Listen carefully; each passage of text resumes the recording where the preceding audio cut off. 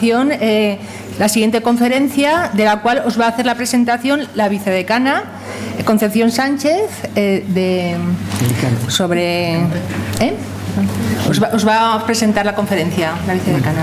Gracias. Buenas tardes a todos y todas. Y bueno, esta es la última conferencia de estas jornadas. Luego ya pasaremos a la mesa redonda.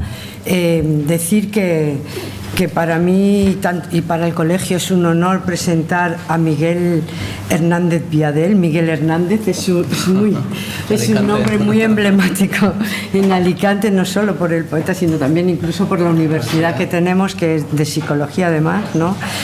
Bueno, Miguel Hernández Viadel estudió medicina en la Universidad de Valencia, luego obtuvo el grado de doctor en medicina con la tesis doctoral Personalidad depresiva y además obteniendo una calificación de cum laude.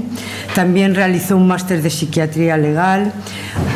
Trabajó como médico de atención primaria en distintas localidades y en la actualidad es médico psiquiatra y trabaja en las consultas del Hospital Clínico de Valencia. Es profesor, además, es profesor asociado asistencial por la Universidad de Valencia y profesor del máster de Criminología de la Universidad de Valencia.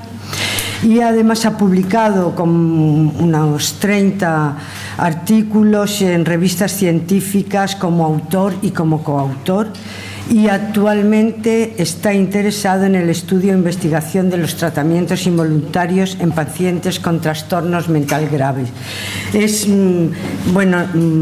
La conferencia que va a impartir es sobre la evolución del tratamiento farmacológico de la esquizofrenia.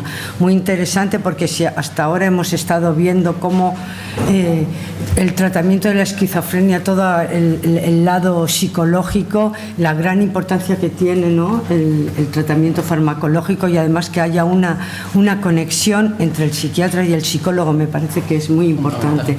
Vale, pues muchas gracias y lo dejo a él, que es el que nos interesa escuchar. Bueno, pues... ¿Pongo este? Sí. Se me oye. Muchas gracias, Concha, por tomar la presentación. En primer lugar, por dar las gracias al doctor Santolaya por invitarme a estar aquí con vosotros. Y por otro lado también felicitar los esfuerzos del Colegio de Psicólogos, pues por mantener la formación y actualización en temas de interés para todos los colegiados. Bueno, yo os voy a hablar, como dice el título, sobre el tratamiento farmacológico en la esquizofrenia. Intentaré que no sea muy pesado, haremos una visión panorámica del punto de vista histórico y veremos los tratamientos actuales más significativos. Decir también que una parte de las diapositivas que voy a presentar han sido extraídas de una conferencia que el profesor Cecilio Álamo, catedrático de farmacología de la Universidad de Alcalá de Henares de Madrid, dio hace un par de meses aquí en Valencia. Bueno, pues vamos a comenzar. Para iniciar, pues una referencia ineludible a los clásicos. Grecia-Roma clásica, la teoría de los humores de Hipócrates, donde la enfermedad está relacionada con el equilibrio de los humores y el desequilibrio genera la enfermedad. Por supuesto, los tratamientos irán relacionados con esta hipótesis a base de dietas y evacuantes, sangría de distinto grado, para intentar buscar el equilibrio de los humores. Otras opiniones serían, tenemos a Asclepiades, que sería más una visión distinta, atomista, donde hay entes en la naturaleza que pasan dentro del organismo y generan la enfermedad, y proponen otras alternativas como la musicoterapia, o Solano de Éfeso, que propone pues lugares adecuados, tranquilos, luminosos, sanos para la buena evolución del enfermo mental. Posición distinta es de otros autores como Cornelio Celso, que propone la inanición, el encadenamiento y el castigo físico para remover el espíritu y aplacar la cólera de los dioses. Bueno, la verdad es que yo pensaba que esto era cosa del pasado, pero buscando información en Google sobre otra charla que di hace unos meses, me quedé sorprendido. Esto es una foto de 1999 en Jalalabad, una ciudad cerca de Kabul, en Afganistán, donde pues el tratamiento que se hace es este que acabamos de decir. Es un santuario de más de 200 años donde el loco o la persona poseída por espíritus debe estar 40 días atados en una habitación en este santuario a base de una dieta estricta, y se supone que pasado este tiempo pues el enfermo mental mejora y se libera de los espíritus. Bueno, a lo largo de la Edad Media va a persistir esta teoría humoral de Hipócrates, y luego ya, pues incluso en el Renacimiento se va a mantener. Por tanto, los tratamientos van a ser evacuantes para desviar o eliminar la bilis sobrante, o tónicos, sangrías, tratamientos que van a perdurar a lo largo de la Edad Media y en el Renacimiento. En el Renacimiento, además, van a estar estas dos escuelas, por decirlo, o dos corrientes. Por un lado, la teoría humoral, y por otro lado, pues esta percepción de la enfermedad como algo mágico, diabólico. Os sonará el Mayor Maleficarum o Martillo de Brujas, que va a ser un código para el seguimiento de brujas, y al mismo tiempo otras posiciones más humanistas que van surgiendo en el Renacimiento, como Luis Vives, que cuestiona el origen demoníaco de la enfermedad, o el padre Jofré, que también pues creó el primer hospital aquí en Valencia, y fue el primer hospital donde queda constancia en el mundo. Avanzamos, ya en el siglo XIX pues aparece Pinel, Esquirol, con un tratamiento más humanista, ¿no?, de los enfermos mentales, y donde se propone el tratamiento moral, y donde todavía los fármacos pues tienen un papel accesorio, secundario. Ya en la segunda mitad del siglo XIX se van introduciendo fármacos, sobre todo en cócteles, con morfina, otras sustancias que tratan de, sobre todo, pues, sedar, calmar al paciente excitado o agresivo. Ya en la segunda mitad del siglo XIX empiezan a salir más fármacos. Tenemos el hidrato de cloral, que es el alcohol tratado con cloro, alcohol etílico, y tenía un gran poder sedante y se utilizó pues para pacientes agitados. Los bromuros, también utilizados como sedantes en agitados, melancólicos, en fin, de forma indiscriminada, pues se utilizaba el armamento terapéutico que iba saliendo. Tenemos ya primera mitad del siglo XX y empiezan otros abordajes. La piritoterapia consiste en introducir sustancias que producen fiebre en el paciente. La teoría entonces era que la enfermedad mental era como una especie de reacción anafiláctica, donde sustancias externas o factores estresantes producían dentro del cerebro sustancias tóxicas que daban lugar a la enfermedad. Y la producción de sustancias que daban fiebre pues se suponía que era terapéutico, un poco por analogía a lo que se había hecho en pacientes morfinómanos, que se le introducían paludismo, le producía fiebre y de alguna manera supuestamente mejoraban.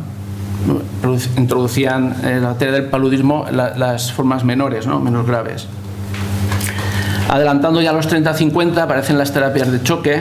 Aquí la hipótesis es que esquizofrenia y epilepsia son enfermedades incompatibles, y si el paciente convulsiona, mejora.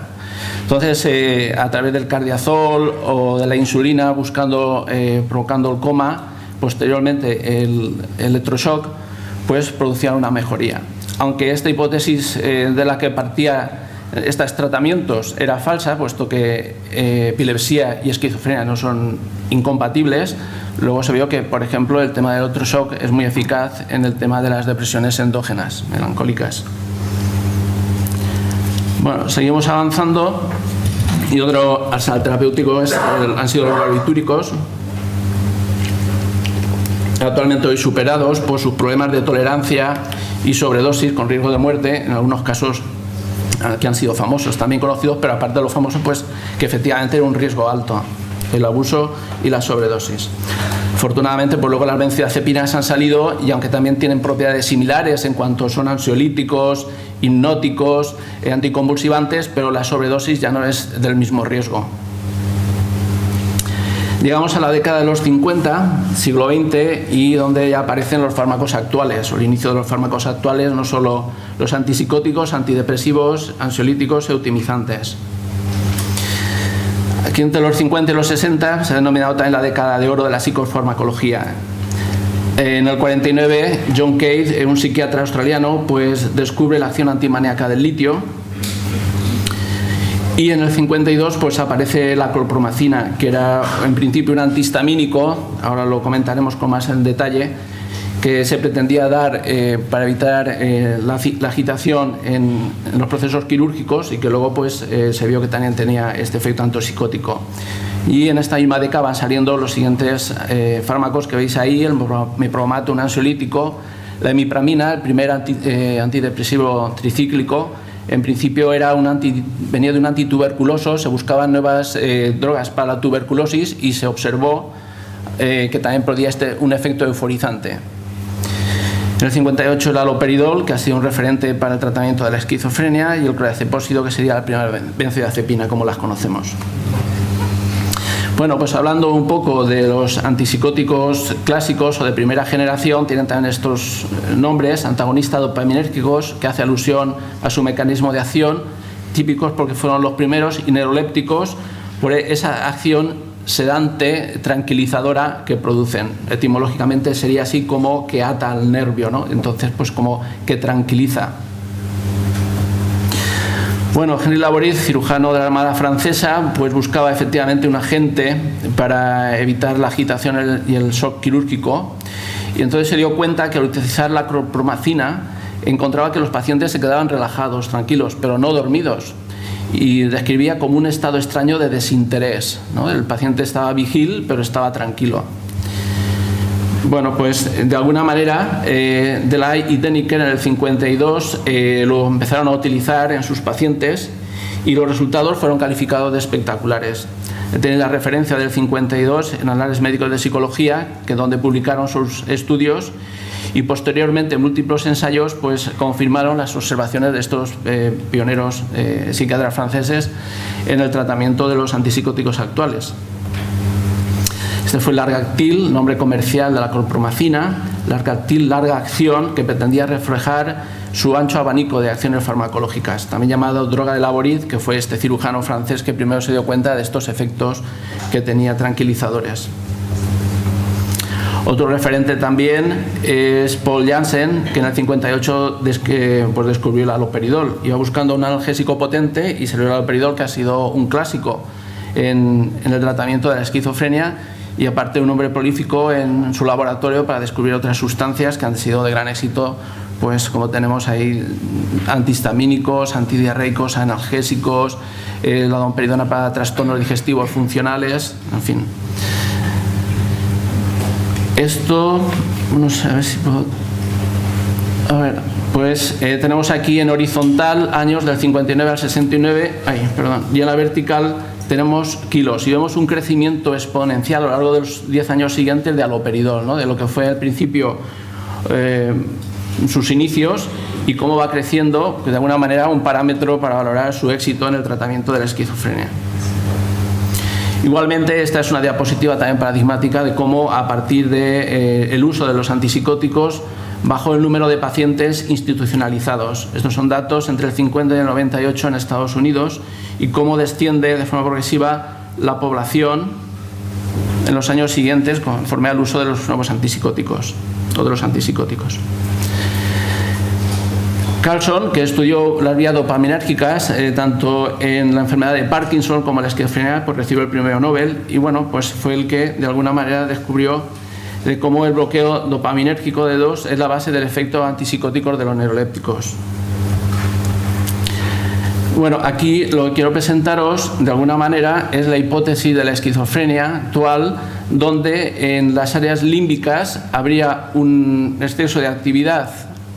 Lo veréis en la parte derecha de la imagen, una hiperactividad de las vías mesolímbicas, lo cual daría los síntomas positivos, mientras en los lóbulos frontales habría una hipoactividad dopaminérgica y daría lugar a la sintomatología negativa.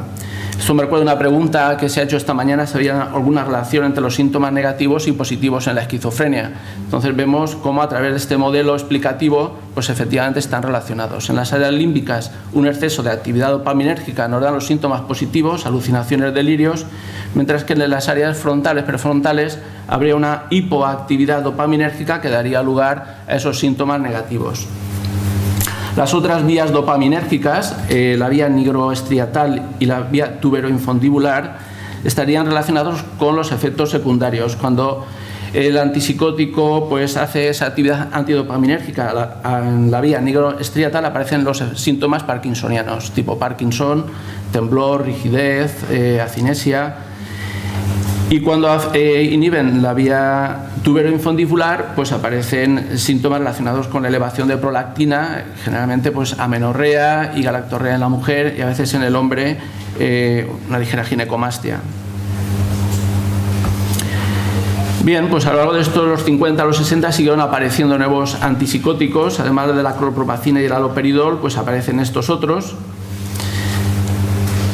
a los que haremos referencia. Aquí lo tenemos de un modo más ampliado por grupos químicos. Las fenotiacinas, pues tenemos clorpromacina y levopromacina, que os sonarán más por la argactilisinogan. Piperadínica, la tiroidacina, que es el meleril. Este se retiró porque producía una prolongación del QT y se había relacionado con arritmias ventriculares y muerte súbita. Dentro de las piperacínicas, trifloperacina es el escacine, actualmente no está comercializado, pero algunos pacientes lo siguen tomando y curiosamente al intentar darle otro fármaco distinto lo toleran mal el nuevo y deben seguir con el mismo y a través de farmacia extranjera lo siguen utilizando. Perfenacina es nombre comercial, el de Centan no se utiliza mucho pero sigue disponible. Flufenacina lo conocemos más por Modecate, vía inyectable, aún se utiliza mucho. Haloperidol ha sido el referente hasta el inicio de los 90, que vino la risperidona, y bueno, ahora se sigue utilizando pero menos, pues sobre todo por sus efectos parkinsonizantes. Zucropentisol es decir, también en vía oral y parenteral, Pimocide, Lorab, sigue utilizándose. Bueno, pues sería los diferentes tipos, el listado es más amplio, pero esto seguramente recoge casi los más utilizados. Y a lo largo de estos años pues ha ido conociendo tanto su eficacia como efectos secundarios y bueno, ver un poco que tampoco resuelve el problema para muchos pacientes con esta enfermedad. Podemos hacer dentro de los antipsicóticos típicos dos grupos. Unos serían de baja potencia antidopaminérgica y otros de alta potencia antidopaminérgica. Ejemplos de baja potencia pues serían los más sedantes, clorpromacina, tioridacina. Como efectos más llamativos, digamos que tienen poco efecto antidopaminérgico, por tanto necesitan altas dosis para ese antagonismo conseguir disminuir los síntomas positivos y generalmente se utilizan más como sedativos para dormir, por ejemplo, o en caso de agitación, tienen el inconveniente que a medio y largo plazo se relacionan con aumento de peso. Los de alta potencia más antidopaminérgicos, con una dosis menor, pues ocupan los receptores y consiguen más efecto para los síntomas positivos. Sin embargo, el problema son que a más potencia antidopaminérgica, más posibilidades de que aparezcan los efectos extrapiramidales.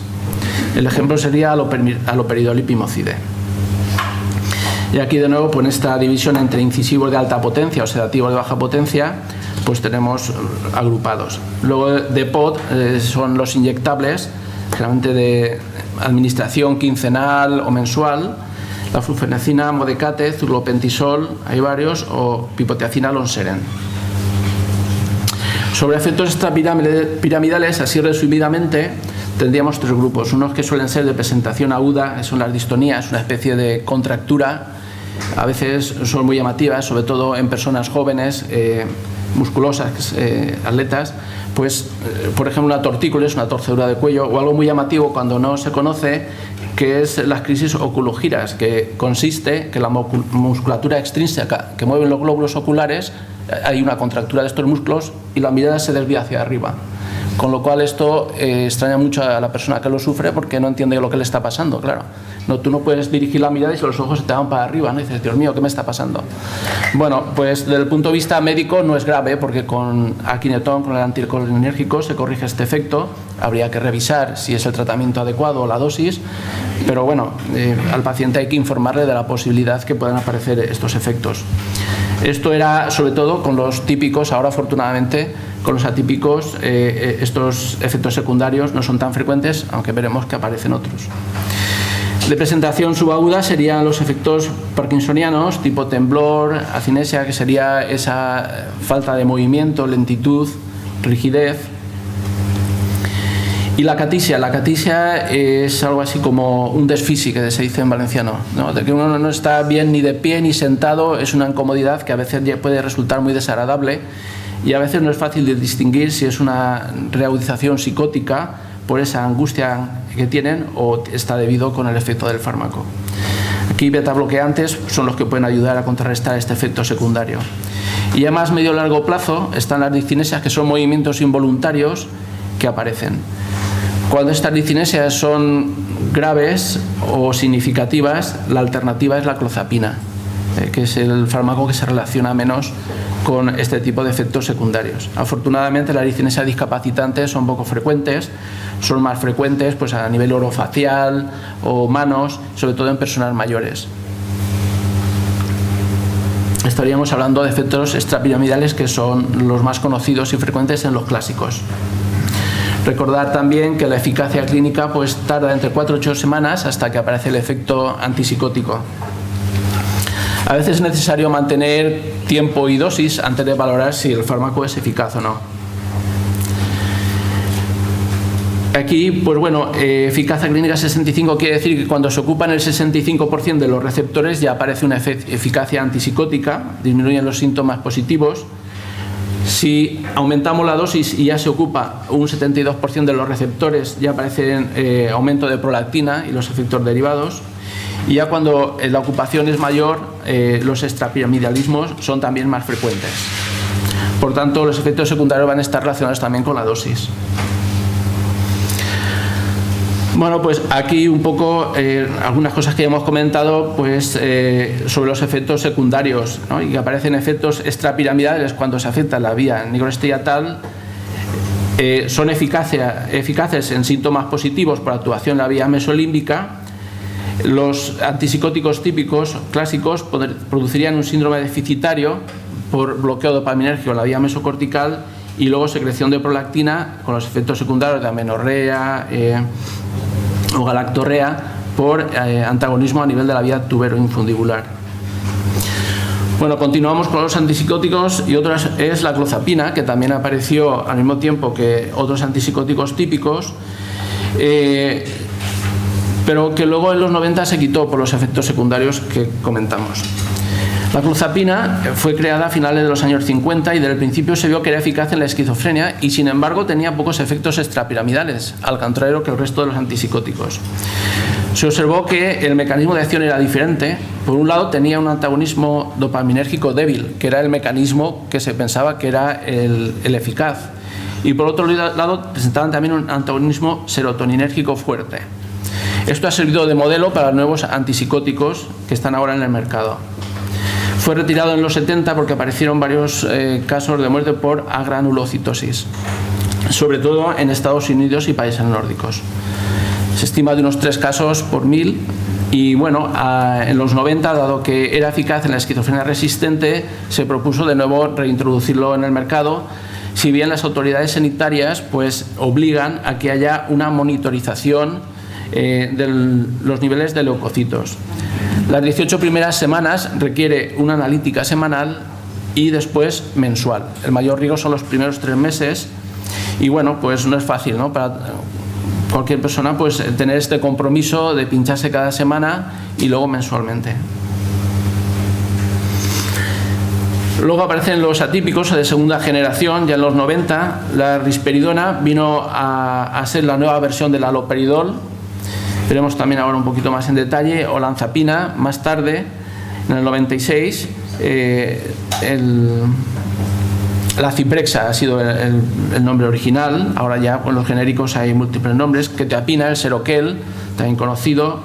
Sertindol, nombre comercial Serdolet. Este también producía pocos efectos secundarios, pero se retiró por prolongar el QT y ahora se ha vuelto a reintroducir y requiere una monitorización con electrocardiograma.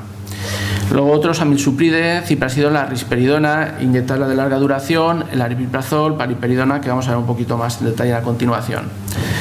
Desde un punto de vista clínico, ¿cómo definimos un antipsicótico atípico? Pues serían aquellos que tienen menos síntomas extrapiramidales que los de primera generación, tienen menos elevación de prolactina y menos síntomas negativos. Desde un punto de vista farmacológico, el mecanismo de acción sería antagonista serotoninérgico y dopaminérgico.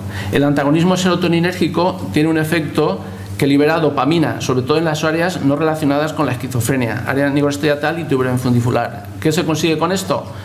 Pues que el antagonismo dopaminérgico lo coges en la vía límbica, que es donde supuestamente están los síntomas positivos, pero ese antagonismo no afecta a las otras áreas porque se libera dopamina con este efecto antagonista serotoninérgico, con lo cual se tiene un efecto como más específico en las áreas límbicas.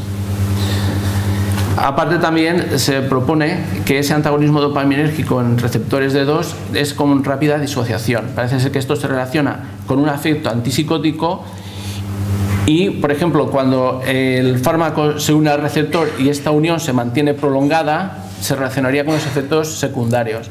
Sin embargo, una rápida disociación, una especie de picotazo y soltar, pues esto se relacionaría más con efecto antipsicótico y menos efectos secundarios. Y como hemos visto, pues son agonistas.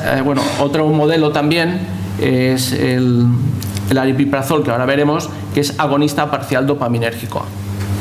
El ser agonista parcial tiene la ventaja que donde hay mucha dopamina actuaría como antagonista y donde hay poca dopamina actuaría como donde hay poca actuaría como agonista y donde hay mucha como antagonista, con lo cual digamos que donde sobra quita y donde falta da, con lo cual el modelo teórico es fantástico. Y ahora veremos también que el perfil de efectos secundarios es mejor.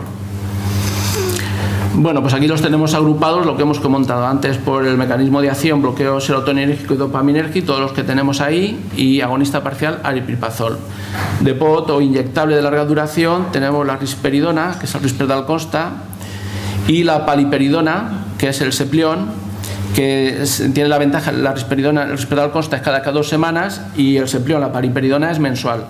La olanzapina, la verdad es que despertó un gran interés. Cipadera es el nombre comercial, pero tiene un problema, y es que si al inyectar lo que es vía intramuscular pasa directamente a sangre, puede ocurrir un cuadro confusional y por tanto requiere pues una observación de al menos 2 horas post inyección en observación, y requiere por tanto administración hospitalaria o en un centro de marco hospitalario, centro de salud, y no siempre es fácil tener al paciente bajo observación o supervisión durante tanto tiempo, con lo cual pues limita mucho su uso.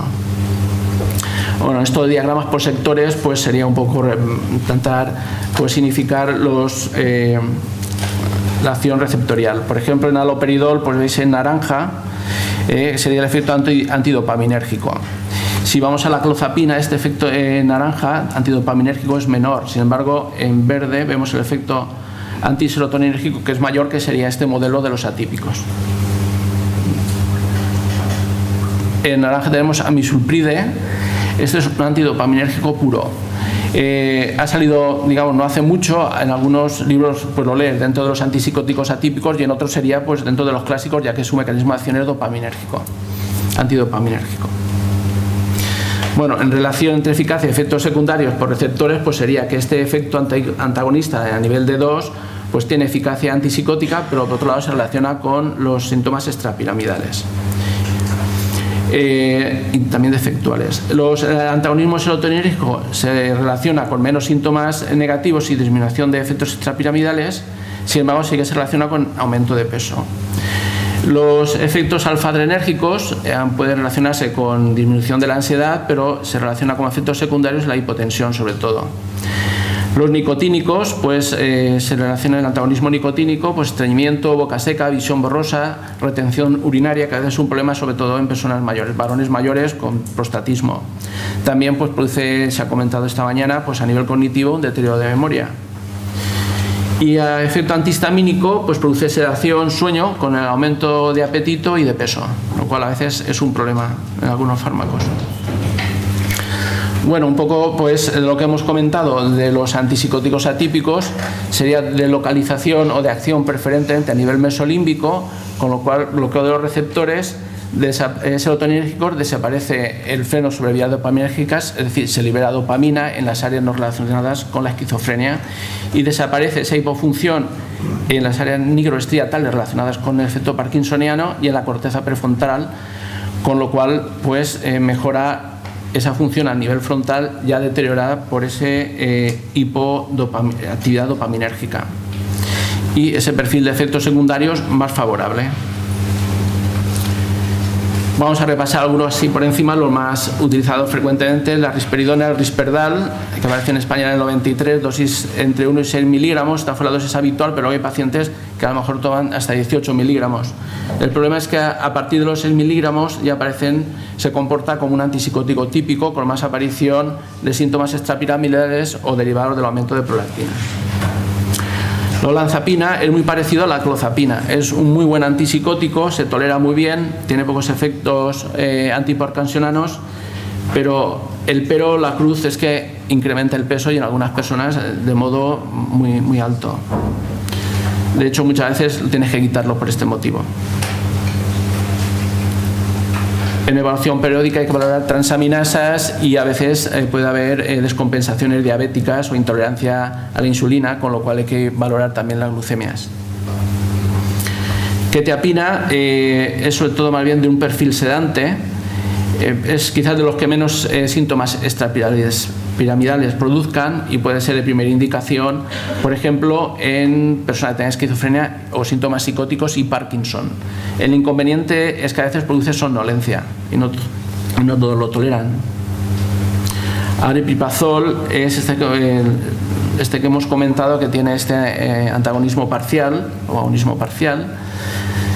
Y bueno, parece que es eficaz, se puede tomar en una sola toma y no está relacionado con peso ni con descompensación diabética. La elevación de prolactina es menor que otros y no se aprecian cambios en el QT, con lo cual tiene un perfil de seguridad. El problema es que no todos mejoran con este fármaco, ¿no? Hay unos que le va bien y otros pues que a pesar de dar las dosis terapéuticas no alcanzan una mejoría. La paripedona del Seplión pues es quizás el intramuscular ahora que más se utiliza. Tiene la ventaja que es una administración mensual y pues se tolera bastante bien y es eficaz. Bueno, pues estos son un poco los antipsicóticos atípicos más utilizados actualmente, pero vamos, ¿está resuelto ya el problema? No porque aparecen otros efectos secundarios y otro problema que también vamos a tocar, aunque solo sea muy de pasada, el tema de la adherencia. ¿Cuál es el efecto secundario principal de estos nuevos antipsicóticos? Pues lo que se llama el síndrome metabólico, que no es otra cosa que la obesidad y sus complicaciones de la obesidad, que es la hipertensión, dislipemias, diabetes, que son factores de riesgo cardiovascular. El incremento de peso pues conlleva no solo un problema estético, que a veces es de primera magnitud para algunas personas, sobre todo mujeres jóvenes, o conlleva también una disminución de la complementación y un mayor riesgo de enfermedades comórbidas, sobre todo pues cardiovasculares, tromboembolismos, infartos. El riesgo de incremento de peso es diferente según el fármaco. Los más, posiblemente los mejores, clozapina y olanzapina. Quetiapina estaría en un perfil medio y risperidona menos. Ciperidona y aripiprazol no están relacionados con el incremento ponderal. En caso de que este sea el problema, el incremento de peso, pues son alternativas a tener en cuenta. El problema es la respuesta terapéutica, que no siempre es la deseada. Y otro tema es el de la adherencia. Esto es un estudio del 2005, CATI, es un estudio independiente que no está financiado por la industria, con una N muy grande, 1.500 pacientes, aleatorizado, doble ciego, que son los que dan una información por más fiable, y se encontró que al año y medio el 75% pues no seguían el mismo tratamiento, lo habían interrumpido o habían cambiado de tratamiento. Y el principal motivo es que casi en la mitad de los casos, el 40%, era por expreso deseo del paciente que no se siente cómodo con el tratamiento. Esto en cuanto a la adherencia, pero bueno, esto no solo es particular en la esquizofrenia, Si vemos las enfermedades crónicas, vemos que en los países desarrollados la adherencia a los tratamientos a largo plazo en la población general es alrededor del 50%. Si vemos, por ejemplo, he puesto ahí unos ejemplos: diabetes, hipertensión, asma, cáncer, VIH, depresión, pues aunque la horquilla de adherencia es variable, pero si redondeamos, todos están alrededor de un 50-60%. Por lo tanto, la adherencia es un problema sobre todo en todas las enfermedades crónicas y la esquizofrenia no es una excepción. Bueno, ¿y hacia dónde creo que van las cosas? Pues ya ha salido el DSM-5. En el DSM-5, como sabéis, pues ya no hay esquizofrenia paranoide, ni desorganizada, ni indiferenciada, solo hay una esquizofrenia, o hay un espectro de la esquizofrenia.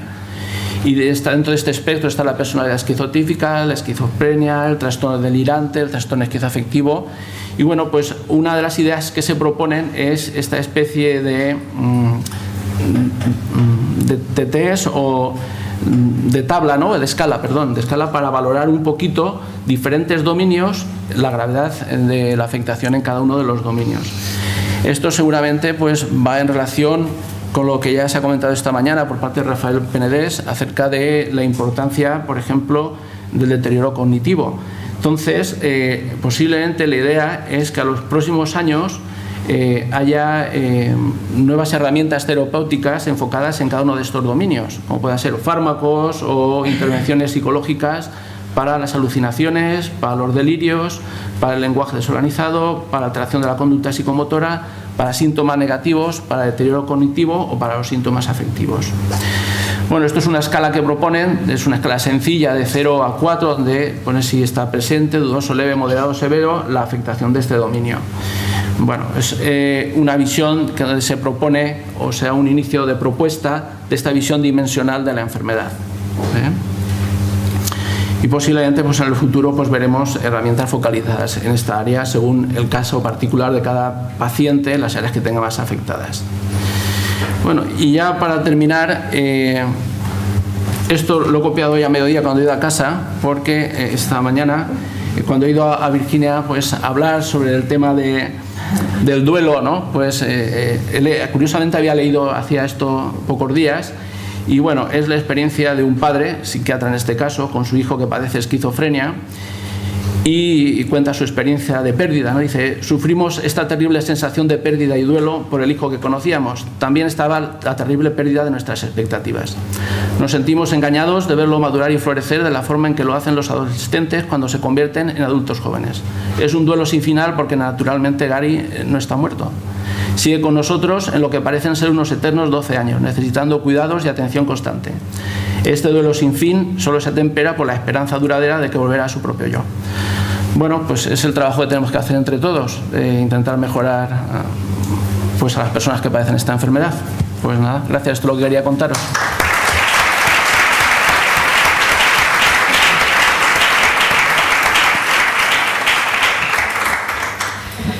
Muchas gracias, Miguel, porque un tema para mí un tanto arduo lo has hecho fenomenal y muy ameno. Intentaba y además, que no fuera muy pesado. Sí, me ha encantado, muchas gracias. Y ahora pasamos al turno de preguntas y vamos un poco ajustados de tiempo, si os parece. ¿Hay alguien que tiene alguna pregunta?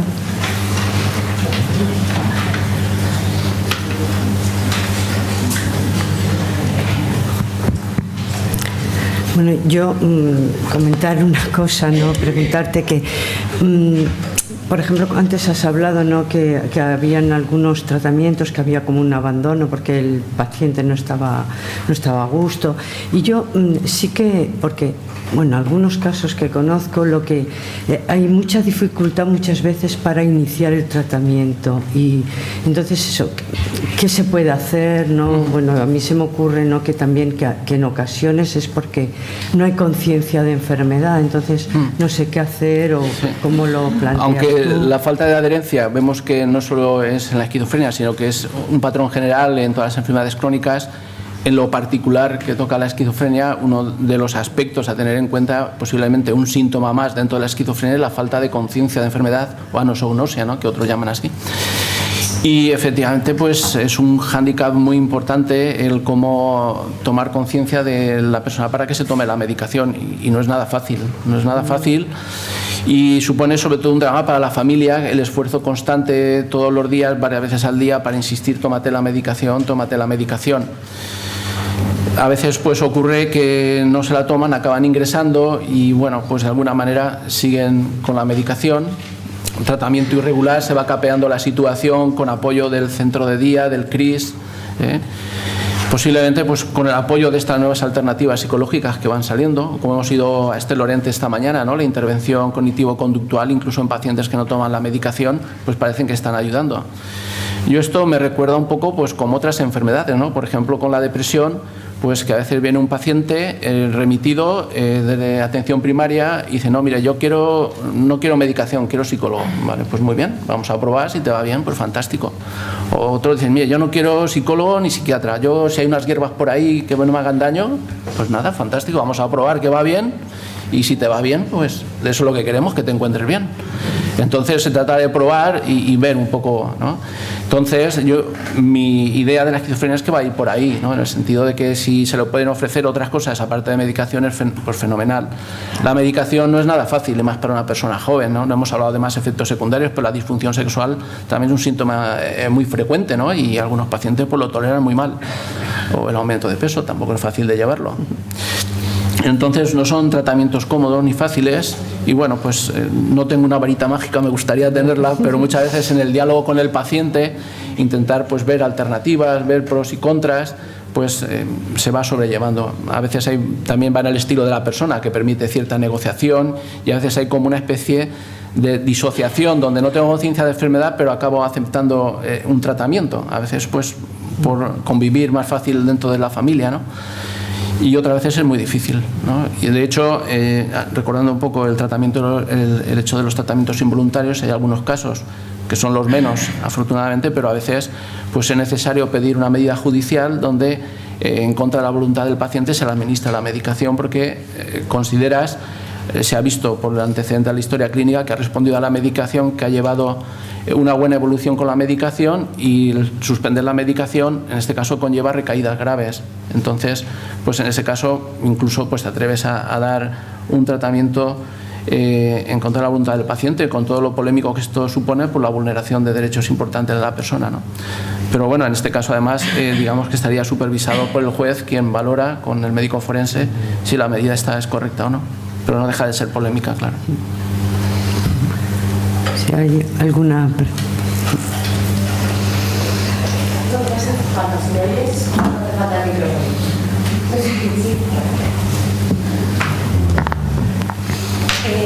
Yo quería preguntar acerca de las dificultades que se tienen en general con acertar con la medicación concreta para el paciente concreto. Porque sí que es cierto que se ve, además es muy típico, que muchas de la falta de adherencia al tratamiento viene por dificultades con tratamientos previos y las dificultades que tienen para adaptarse a estos cambios de medicación. Y quería ver si hay avances en ese aspecto para que no haga falta probar distintos tratamientos, sino también a nivel neuronal, como se ha estado comentando en otras ponencias. ¿Habría alguna forma de averiguar a nivel neuronal qué tipo de medicación va a ser más conveniente sin tener que hacer tanto tipo de pruebas que afectan a esta adherencia?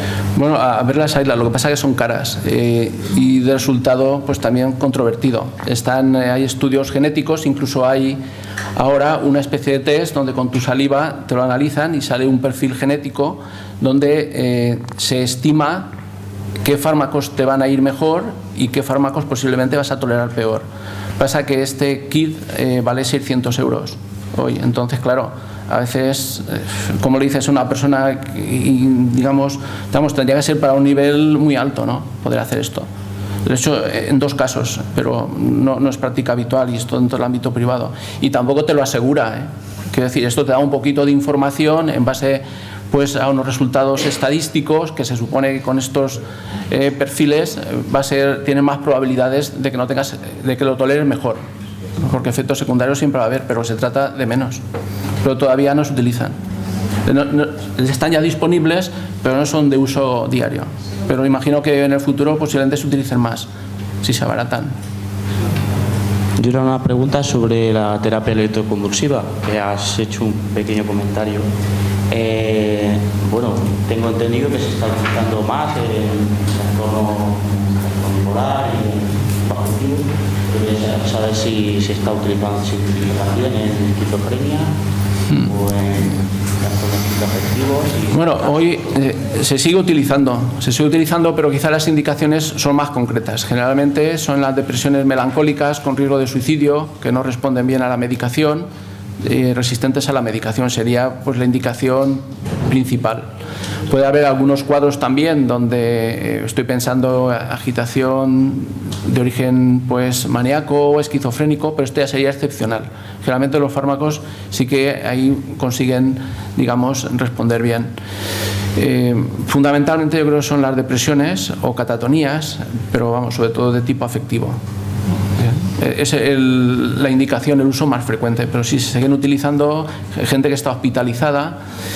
Y ya en otro aspecto también, incluso en la FE hay una unidad ambulatoria donde pacientes que han respondido bien al TEC periódicamente se les da a nivel ambulatorio y parece que tiene su efecto también, su efecto positivo. Como efecto secundario a veces produce anesia lacunar, sobre todo la relacionada durante los días del ingreso. Hay una anesia de los días previos y días posteriores. Pero en general a veces la reacción es sorprendente, en el sentido de una persona que la ves tan afectada y cómo a la semana siguiente ha cambiado y es otra persona. Quitando el estigma que todos conocemos de películas y tal que lo tratan tan mal, pero bueno, utilizando en su indicación que ha demostrado eficacia es una herramienta válida. Es que últimamente he conocido un caso de esquizofrenia, me sorprendió porque no pensaba, no puede sí. Y entonces ante esa hay una solución a Vale. Puede ser algún caso que siga utilizando, ¿eh?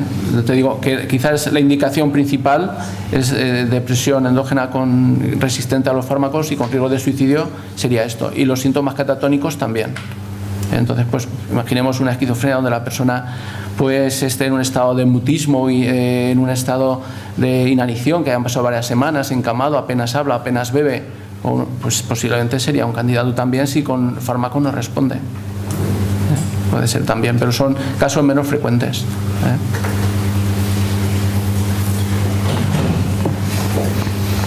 ¿Alguna pregunta más? Bueno, pues si no, agradecerte tu intervención y pasamos ahora, no moveros, porque a la mesa redonda, si os parece, y nada, y muchas gracias por vuestra atención.